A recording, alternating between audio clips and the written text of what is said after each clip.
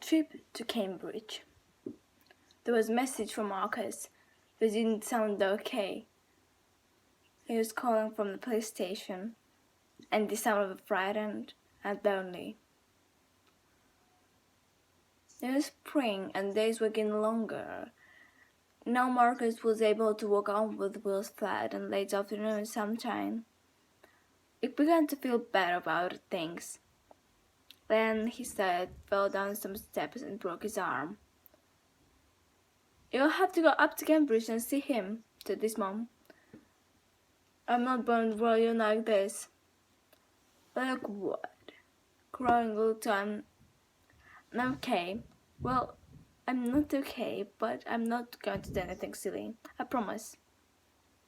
"But why do I have to go and see him?" "I was asking for you. It's lucky he didn't hurt himself really badly. Maybe he's having a big think about his life." That made Marcus angry. He went to sit in his room. Why his dad never had a big thing about his life before, and why didn't he want to see his son when he'd broken his arm?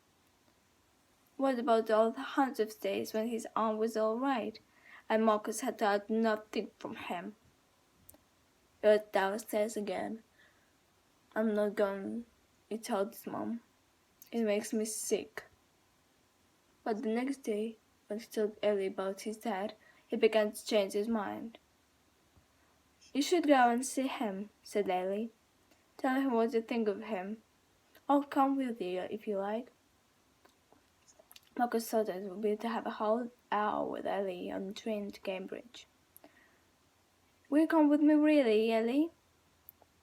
"Yes, of course, if you want me to. It would be fun. I'll know what to say to him." Marcus didn't stop to think about what he could say to his father. He'd worry about that later. So you'll go next week. It was nearly Easter, and we were on holiday from school next week. So they could stay in Cambridge for the night, and they wanted to. "Yes, cool. We'll have a great time." Marcus and Ellie went to meet at Cambridge Road Station in North London when they would catch the train to Cambridge. Feeling he wanted to come to the station with him, but he didn't want her to see Ellie. "It would be too sad," he told her. "I don't want to say goodbye to you there." So Fiona and Marcus walked from the flat to a railroad underground station and said goodbye in the entrance. Fiona gave Marcus an enormous hug, while everyone around them watched. The underground train wasn't crowded. It was the middle of the afternoon, and there was only one other person in the same pocket of the train, an old guy reading a newspaper. It was looking at the back page, so Marcus could see the front. The photo seemed so familiar, and for a moment he thought the picture of someone he knew. With noticed his relative with long blonde hair and half a beard. But he knew who it was now. He saw the same picture every day of the week on Ellie's sweatshirt. He felt hot, however. He didn't even need to read the old guy's paper, but he did. "Rockstar Cobain dead," it said in big letters, and then underneath in small writing, "Nirvana singer, 27, shoots himself." Marcus thought and felt a lot of things at the same time. He wondered whether Ellie had seen the paper yet, and how she would be when she found out.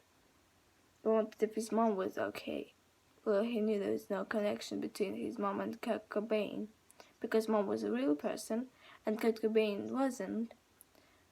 Then he felt confused, because the newspaper turned Kurt Cobain into a real person. And then he felt very sad. Sad for Ellie, sad for Kurt Cobain's wife and little girl, sad for his mom, sad for himself. And then he was at King Cross, and he had to get off the train. And then Ellen did the information board. "She seems normal." Everyone was There was a whole army of Kurt Cobains marching toward them. Marcus didn't know what to do. He didn't want Ellie to learn that Kurt Cobain was there. Then he had an idea. Ellie, he said suddenly, do you trust me? Yes or no? What's he talking about? Of course I trust you. Okay then, close your eyes and hang onto my jacket. What? Why? I watched a program on TV with my mom once. It was all about learning to trust someone. They made some people close their eyes, and then other people let them around to make sure that they didn't out themselves. Marcus, have you gone mad? I'm going to guide you to the trains through all these people, and then trust me forever. Alright. Ellie closed her eyes, and Marcus led her to bus to the station where the Cambridge train was waiting. She didn't watch people with newspapers coming towards them. Marcus was almost enjoying it. It was like the feeling of look after her, Ellie. Are we nearly there? Yes, the train's there waiting for us. I know why you're doing this, Marcus, she said suddenly in a small, quiet voice. He stopped, but she continued to hold him. You think I haven't seen the paper? But I have. He turned round, but she didn't open her eyes. Are you okay? Yes, well, not really. She felt around her back and got a bottle of vodka. I'm going to get drunk. Well, arranged to go to a pub in Islington with Rachel and Fiona. Marcus went to Cambridge with Nick's father. They would all have a drink and talk. Then Will would leave, and Rachel and Fiona would have another drink and talk. Fiona would feel better about things and not want to kill herself. What would go wrong? Will arrived at the pub, got himself a drink, sat down, and lit a cigarette, and Fiona arrived soon afterwards. But Rachel didn't come. Half an hour passed, and she still hadn't arrived. Will went and found her, and got through the answer machine. Then he realized the truth. She had never intended to come, because she wanted Will to talk to Fiona by himself. She had said he could learn to help Fiona if she showed him how, and this was what she meant. Will didn't know what to do. He went back to his seat.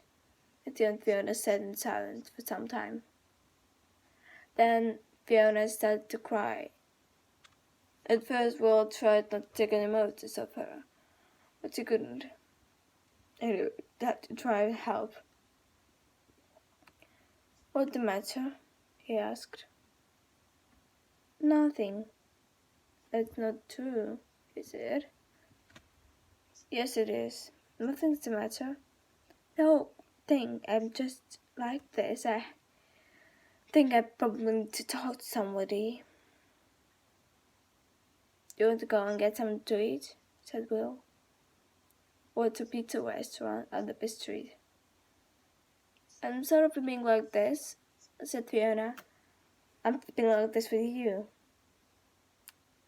Will started to make a joke, but then he started to try to say something serious and useful. I know when he should apologize, he said. I want to help. I know how we'll be able to. I haven't got the answer to anything. I don't need answers, said Fiona. I know there's nothing you can do. I'm depressed with the illness. It just started. Well, that's true. There were some things that happened. Suddenly, Fiona starts talking about her problems. It was much easier than Will had thought. He just had to listen and ask the right questions. He'd done it before, lots of times, with Angie and Susie and Rachel, but that was for a reason. This was different. He didn't want to sleep with Fiona, but he did want to make her feel better. He learned a lot of things about her.